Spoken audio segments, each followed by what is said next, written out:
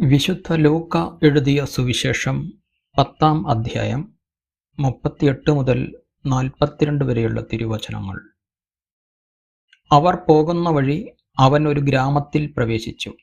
മർത്ത എന്നു പേരുള്ള ഒരുവൾ അവനെ സ്വഭവനത്തിൽ സ്വീകരിച്ചു. അവൾക്ക് മറിയം എന്നു പേരായ ഒരു സഹോദരി ഉണ്ടായിരുന്നു. അവൾ കർത്താവിൻ്റെ വചനങ്ങൾ കേട്ടുകൊണ്ട് അവൻ്റെ പാദത്തിങ്കൽ ഇരുന്നു. മർത്തായാകട്ടെ പലവിധ ശുശ്രൂഷകളിൽ മുഴുകി വ്യഗ്രചിത്തയായിരുന്നു. അവൾ അവൻ്റെ അടുത്ത് ചെന്ന് പറഞ്ഞു, കർത്താവേ, ശുശ്രൂഷയ്ക്കായി എൻ്റെ സഹോദരി എന്നെ തനിയെ വിട്ടിരിക്കുന്നത് നീ ശ്രദ്ധിക്കുന്നില്ലേ? എന്നെ സഹായിക്കാൻ അവളോട് പറയുക.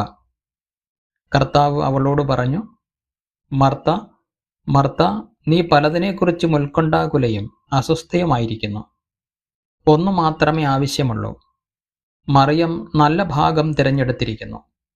അത് അവളിൽ നിന്ന് എടുക്കപ്പെടുകയില്ല. നമ്മുടെ കർത്താവായ മിശിഹായിക്ക് സ്തുതി.